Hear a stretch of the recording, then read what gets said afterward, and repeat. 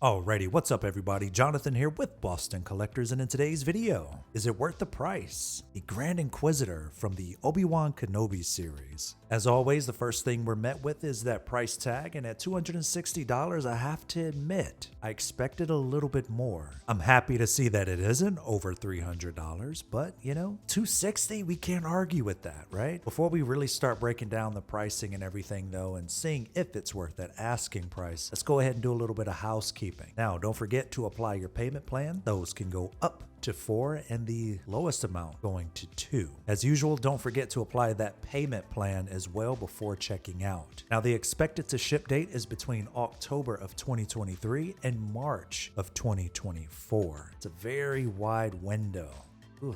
Going down to what's in the box, so we're going to go ahead and start with the top portion here. We have the newly developed portrait with the iconic red eyes and ear coverings. I would like to know though if the eyes can glow. That would be interesting. Maybe by black light or something like that. That would be really cool to see. We also have the body with over 30 points of articulation, 6 pieces of interchangeable gloved hands, which include 1 pair of relaxed hands, 1 pair of hands for holding the lightsaber, 1 open left hand, and 1 right fist. Now that is unfortunate that we don't get a pair of fists and we just get the 1 right fist, but it's better than what I originally thought. Through the images, I thought we only received 1 saber hand, but a pair of fists? That's better than the alternative, right? But I still would like a pair of hands whenever they do things like this. We have the black colored Imperial officer cape with the burgundy inner lining and black patterns. We also have 1 LED lit black colored chest armor with the badge as well. This is going to be power operated.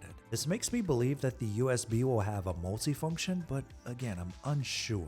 Moving on, we have the dark gray colored shirt with the shoulder armor. We'll definitely talk about the shoulder armor in a bit. 1 pair of dark gray colored Imperial officer pants with armor. A pair of black colored gauntlets. 1 black colored belt with the luminous reflective effect. Now keep in mind this will not be LED lit like the chest piece. And lastly, for the costume, we have 1 pair of black colored boots. Moving on to the weapons, we have 1 LED lit red lightsaber. This is going to be power operated with the double blades. Obviously with the double blades though, you can detach the ignited effect for the dynamic effect. Speaking of those effects, we have 1 pair of the red color lightsaber blades in motion, which is attachable to the hilt. And last but not least, we also have 1 lightsaber hilt. Lastly, for the accessories, we have the Darth Vader hologram miniature, the holo projector, and a figure stand as well. Now moving on up to the images here, let's just go straight to it because I'm excited. So here we have the first photo, which originally I thought that we would have the SIR system included, but after looking into it a little bit more, you can tell that we have the molded neck attached to the portrait, so the eyes will be static. As we continue on, you get a glimpse at the light up feature here on the armor. The armor itself looks fantastic. I really like the matte finish. It looks really good. I'd also like to know if this badge is removable by chance, because if you think about it, we had 2 different versions to the Grand Inquisitor, right? So he had the badge on, but then near the end with Reva, he didn't until he took it back. So I would like to know if this could even be swappable with Reva later on down the line, which we'll start talking about her soon. Another thing I want to point out is that cape. We can see that burgundy sort of reddish hue to the cape on the back there. Looks really, really good. And then here we have Reva. Oh man.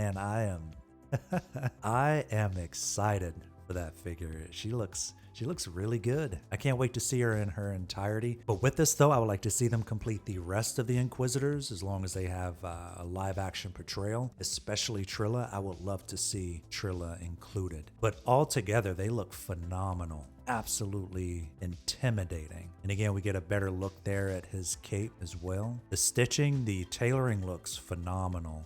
There is one thing though that I want to note.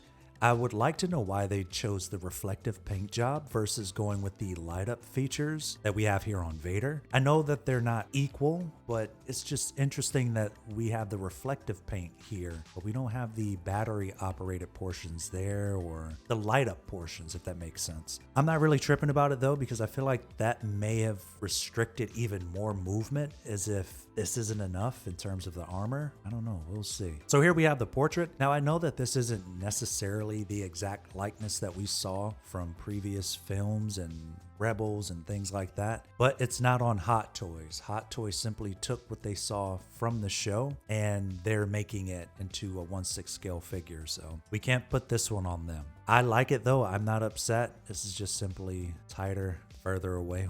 Interesting. Moving on though, it looks like he can, the neck at least has a decent amount of movement. My fear though is this huge piece of armor on both sides and that limiting the range of motion. But in the show he was a little stiff, right? Here I guess we get a little bit more action going on, but yeah, you can't really go too crazy with lifting those arms. But for the poses that we can get with him, I think it's reasonable. One thing to note though, I do think the armor pieces there on the arms will probably be velcroed on, similar to what we saw with Darth Maul. We have the LED light up chest armor with the luminous reflective belt pieces. Again, I'm not too upset with that, but if we're gonna do that, why didn't we have the luminous paint job with Moff Gideon? It's kind of like, why?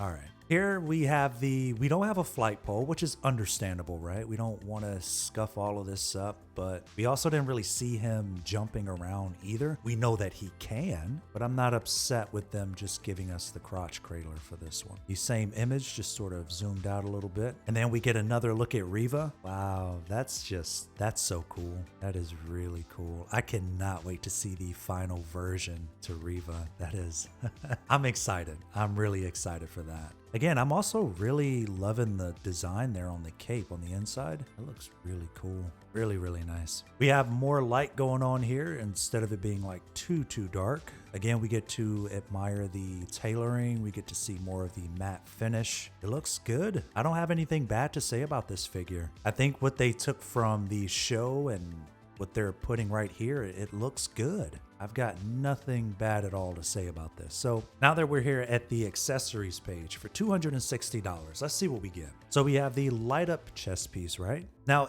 they did mention that it'll be LED light up, but they're not mentioning if it's going to be by batteries or not. So it makes me wonder if there's something else going on. Maybe if you attach the LED light up saber powered by USB, if that USB will somehow assist the chest piece. I don't know. They're a little hazy with that right now. I do like the boots though. I think these will be great if you wanted to do something custom with those. The hologram and the projector, which looks very similar to what we received with Darth Vader if you picked up the special edition. That looks good. The base, it's generic. But another thing, which is what we get to see here, I would like to know if we could take off the cape. Because if you think about it, in Rebels, he didn't have his cape on from what I can recall from memory. I would like to know if that can come off without a problem. If so, that's a huge plus in my book. But I would also like to know how that saber is held up there. If it's by magnet, if it's a clip somewhere, or I would love to know. But for $260, I think I'm gonna go with it, y'all. I think it's worth it. It's a lot lower than what I assumed. I thought it was gonna be $285 plus, especially since it's a different portrait. It's outside of what we typically receive with figures like Anakin and Obi-Wan Kenobi and the typical Marvel figures like Thor and all of those guys, right? So I originally thought that it was gonna be on the steeper end, as if they're not steep already, right? I thought it was gonna be a little bit higher, but since they didn't have the SIR system, and I believe since we don't have the light up features there on the belt, I think it's okay to say that $260 is, I'm gonna go with it. It's worth the price, y'all. Let me know what you all think down in the comments below. If you're picking it up, if you're not, maybe you're on the fence. Before we sign out though, don't forget, if you have a code on your account, I used a thanks code for Marvel figures. They sent me one after a purchase that I made. I got $20 off this $260 price, and I have reward points. So if you have a code on your account, try to apply that. Save a little bit of money. All right. Let me know what you all think about the figure down below. As always, like the video if you enjoyed it. Subscribe if you haven't already, and we'll catch you on the flippity flop.